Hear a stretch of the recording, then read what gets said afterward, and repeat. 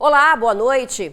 Uma professora foi agredida por um aluno dentro da sala de aula. O estudante de 14 anos deu um chute na professora.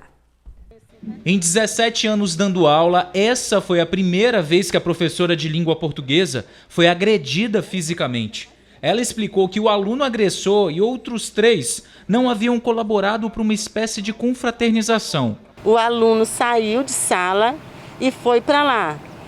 E nesse meio tempo tinha uma outra professora também dividindo o alimento e entregou o alimento para ele. Só que os alunos não aprovaram, por ele não ter participado. Então eu pedi a ele para voltar para a sala e continuar a atividade.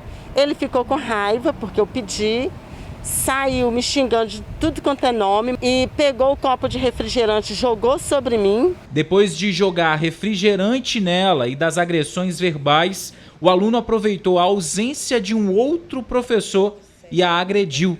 Deu um chute na professora. Ele veio correndo e me deu um chute na coxa. A agressão aconteceu por volta de 8h20 da manhã aqui na Escola Viva, que fica no bairro São Pedro, na capital. Lá na delegacia, a gente conversou com a professora, que disse que os familiares atestam que o adolescente tem problemas psicológicos. Nós conseguimos conversar com uma tia dele que confirmou a situação. Diz que ele tem TDA, que é um transtorno com relação à atenção, que acaba dificultando o aprendizado, também hiperatividade e um outro transtorno chamado de TOD, que é um transtorno onde o adolescente ou a criança acaba desafiando uma autoridade maior, pai, mãe, professor, no momento que é repreendido. A tia, que cria o adolescente desde que ele tinha 6 meses, não quis gravar entrevista, mas acredita que os problemas são consequências do uso de drogas pela mãe do menino durante a gestação.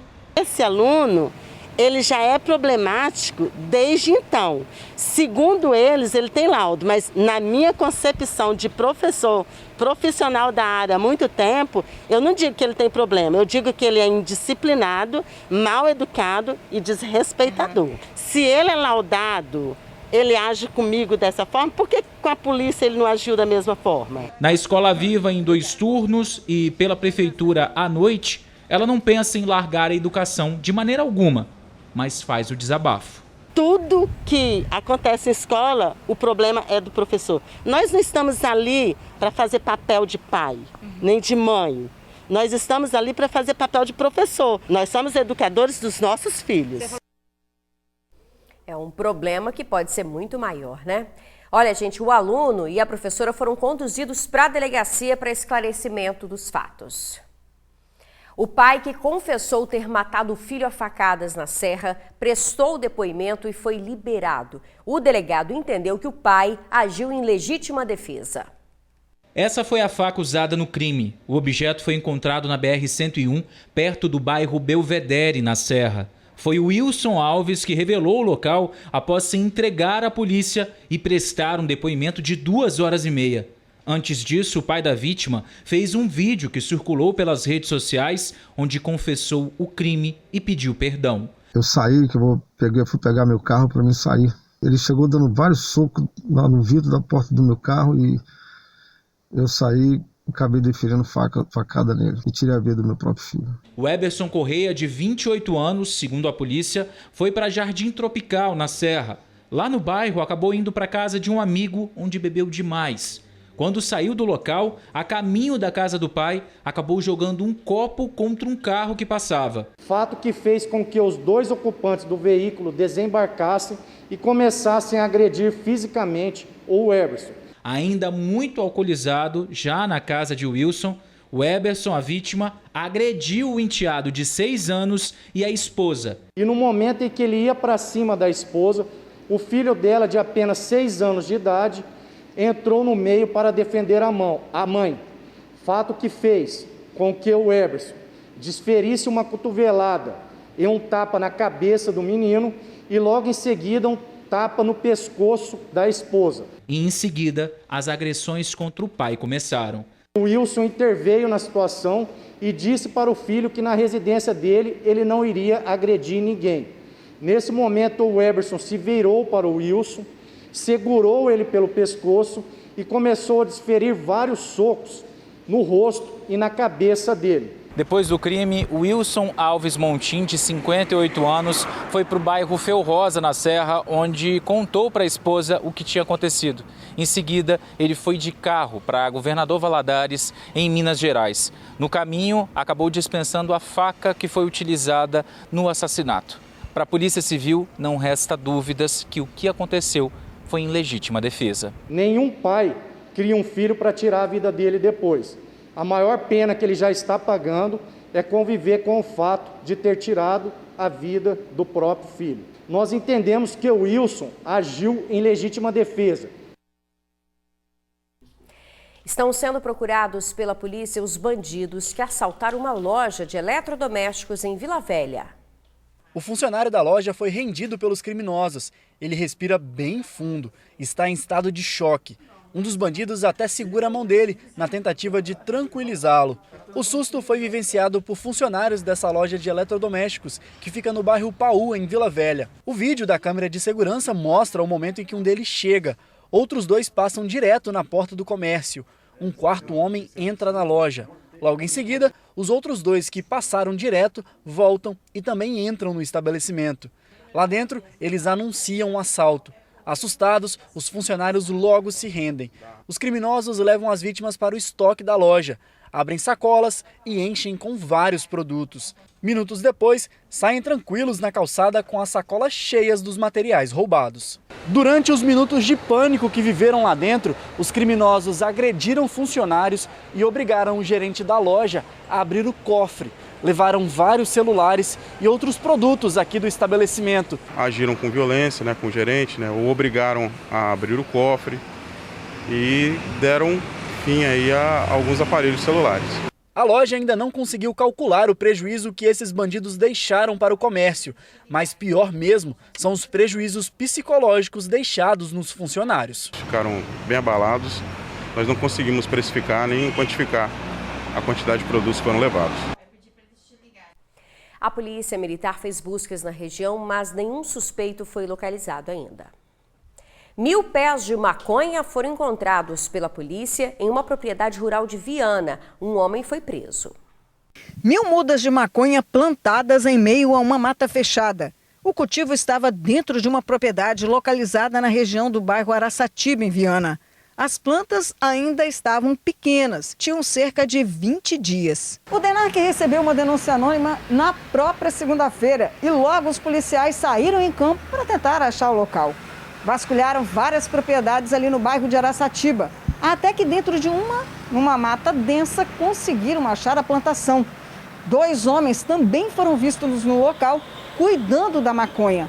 Um deles conseguiu fugir. O outro acabou capturado pelos policiais. Ao falar com o delegado, ele apresentou alguns argumentos que não convenceram ninguém. O autuado ele é oriundo do estado da Bahia. Lá ele conta que na rodoviária foi acionado a fim de exercer um trabalho numa lavoura de quiabo, só que chegando aqui no estado, verificou-se que se tratava de uma plantação de maconha. Veio ele a mulher, mas como ele queria ir embora, mas precisaria do dinheiro, e continuou exercendo esse trabalho ilícito, pois foi garantido a ele que depois iriam conseguir um trabalho honesto para ele. As plantas foram queimadas e agora as investigações prosseguem para descobrir de quem é a propriedade e se há algum envolvimento do dono. Resta saber ainda de onde vieram as mudas e como chegaram até aqui. O autuado não soube informar de quem seria a propriedade, logo os policiais estão empenhados a fim de descobrir de quem que seria essa propriedade. Quiabo é bem diferente de maconha, né? Bom, agora olha só o que a polícia encontrou no norte do estado. Essa cédula foi encontrada com um adolescente em Nova Venécia. A nota de R$ 420 tem o desenho de uma planta de maconha e do bicho preguiça. A polícia afirmou que, nesse caso, a nota não se caracteriza como falsificação, ela realmente não existe, e o rapaz não tentou utilizá-la. A cédula, na verdade, é um brinde de uma loja de roupas de produtos de cannabis. O jovem também estava com um revólver, além de dinheiro de verdade. Mesmo assim, ele foi encaminhado para a delegacia. Um imóvel que pegou fogo na Vila Rubim, em Vitória, foi interditado pela Defesa Civil. E não é possível saber o que provocou o incêndio, já que o proprietário não pediu a perícia dos bombeiros. É comum encontrarmos prédios históricos na Vila Rubim, em Vitória, bairro que fica pertinho do centro. Algumas edificações têm mais de 50 anos, é muita história. É aí que alguns problemas aparecem. O último caso grave foi registrado na noite passada. O terceiro andar do prédio, onde fica uma kitnet, ficou destruído. O trabalho para conter as chamas durou cerca de 1 hora. Vou sair procurando um imóvel aí para alugar, né? Barato. Que aqui eu pago R$200. O problema não fica relacionado só a prédios antigos, mas a adaptações irregulares também. É o caso do galpão de uma loja de couros que pegou fogo em 2019. As proporções foram tantas que até um prédio vizinho de 12 andares precisou ser esvaziado. O incêndio começou durante a tarde e só foi contido à noite. Na época, o Corpo de Bombeiros confirmou que o alvará de funcionamento estava vencido desde 2017. Voltando para 2021, agora o problema é no mercado de peixe da Vila Rubim. Laudos emitidos pelo Ministério Público apontaram riscos de incêndio e desabamento do prédio. Com isso, até o final deste mês, o local precisa ser totalmente desocupado para reestruturação.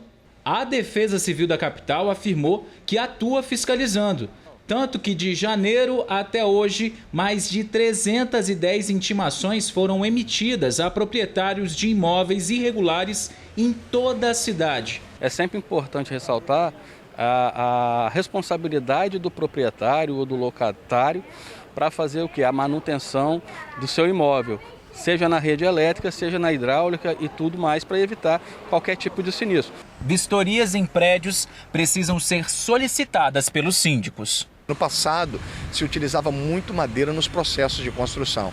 Então é importante, se você habita um imóvel desse, fazer periodicamente as revisões elétricas no seu estabelecimento, seja comercial ou residencial.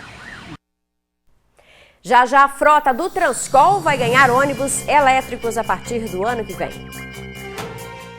A frota do Transcol vai ter ônibus elétricos a partir do ano que vem. São 4 ônibus que vão fazer linhas entre os terminais. A previsão é de que já comecem a circular no primeiro semestre. O governo quer testar o desempenho dos veículos e também analisar a possibilidade de fazer a transição dos atuais ônibus a diesel para os elétricos. Os coletivos podem ser completamente recarregados em até 2 horas e rodar até 250 quilômetros com essa carga de bateria. A novidade foi anunciada pelo governador Renato Casagrande. A Uber foi notificada pelo Procon estadual depois de receber várias reclamações com relação à prestação dos serviços. Olha, cancelamento excessivo de viagens, demora na localização dos motoristas e o aumento no preço são as principais queixas. Nas ruas, não é difícil encontrar quem teve viagens canceladas pelo motorista do Uber ou diferença no valor cobrado pela corrida. Normalmente, quando eu estou pedindo, está demorando uns 10 minutos para poder chegar e um valor sempre muito mais superior, né? Eu percebi que, ultimamente, os motoristas têm cancelado de forma constante as viagens. A gente demora a conseguir um carro. Antigamente era muito mais rápido. Demorou bastante, e aí cancelaram, eu tive que pedir, até que eu desisti. Diante das reclamações, o Procon do Espírito Santo enviou uma notificação aos responsáveis pelo Uber no estado. O Procon estadual enviou uma notificação à empresa Uber do Brasil para que ela preste esclarecimento acerca das inúmeras reclamações que os consumidores estão fazendo acerca da má prestação de serviço da empresa. Os consumidores estão reclamando da demora para localizar um motorista. Muitas vezes, quando se localiza esse motorista, é cancelada essa viagem, e cancelando essa viagem tem uma alteração no preço da viagem. Isso, inclusive, justifica uma abusividade por parte da empresa. Os representantes da Uber disseram que ainda não receberam a notificação do Procon aqui do Espírito Santo, mas que vão avaliar todas as reclamações, principalmente as referentes aos cancelamentos das viagens. A empresa tem 10 dias para prestar esclarecimentos a partir do aceite dessa notificação. Os consumidores que estão se sentindo prejudicados, eles podem procurar os canais de reclamação junto ao Procon estadual. Olha, para fazer essas denúncias no Procon estadual, você pode mandar um e-mail ou também ir na sede do Procon de forma presencial. O endereço aparece aqui na tela para você. A seguir, o reconhecimento de quem faz a diferença na educação, escolas foram premiadas com dinheiro. 100 escolas públicas foram premiadas no estado. Elas tiveram melhor desempenho na alfabetização e as melhores notas em português e matemática. Receberam R$70 mil em dinheiro. A Escola Municipal de Educação Infantil e Ensino Fundamental, Cedrolândia, fica na zona rural de Nova Venécia e foi uma das contempladas com o prêmio Escola que Colabora. Nós tivemos 2 escolas premiadas, inclusive uma na sede e uma no campo e uma apoiada. Então, as ações que serão desenvolvidas agora com o prêmio vêm só para fortalecer ainda mais a qualidade do nosso ensino. Ao todo, 50 escolas capixabas receberam R$70 mil em dinheiro. O prêmio foi oferecido pelo governo estadual, através da Secretaria de Educação. O valor é para melhorar a qualidade na educação básica. Outras 50 escolas também foram beneficiadas com R$50 mil. Investimento total de R$600 mil. As 50 escolas que receberam o prêmio de R$70 mil se destacaram na alfabetização das crianças e também com as melhores notas nas matérias de português e matemática. Já as outras 50 escolas que não tiveram tanto destaque no aprendizado também receberam dinheiro, R$50 mil cada uma. E além disso, vão receber apoio pedagógico de outras instituições de ensino. A nossa iniciativa visa garantir mais condições de a escola ir tão longe quanto ela puder ir para fazer aquilo que estiver ao seu alcance para enfrentar essa adversidade em termos de resultados de aprendizagem. E para isso, muitas vezes, precisa-se de recursos, por isso os 50 mil também precisa-se de apoio técnico. Por isso a escola ela tem uma escola que colabora com ela, daí também o nome do prêmio. O desafio de quem está educando é muito grande. E é um desafio assim que ficou maior ainda nesse momento de pandemia e agora que a gente retornou à sala de aula. A hora que você escolhe as melhores escolas e essas escolas fazem um trabalho apoiando as escolas que não conseguiram avançar tanto nesses últimos anos, é uma demonstração de solidariedade, de colaboração, de fraternidade, de irmandade entre as gestoras, entre os profissionais da escola, entre os alunos. E essa troca de experiências vai fazer com que a gente não deixe ninguém para trás. E como dizia o educador Paulo Freire, ninguém caminha sem aprender a caminhar. É uma ação que o governo reconhece o trabalho da escola, dos professores, todos os envolvidos. No caso da nossa que foi a premiada, podemos compartilhar ações pedagógicas com um apoio financeiro considerável, né? Onde podemos compartilhar ações que podem melhorar tanto o nosso trabalho em reconhecimento e ações e ajudar uma outra escola, né, em resultados. Parabéns a todos os que trabalham diariamente, incansavelmente, para oferecer uma educação melhor aos alunos. TN2 fica por aqui. Boa noite, obrigada pela companhia. Até amanhã.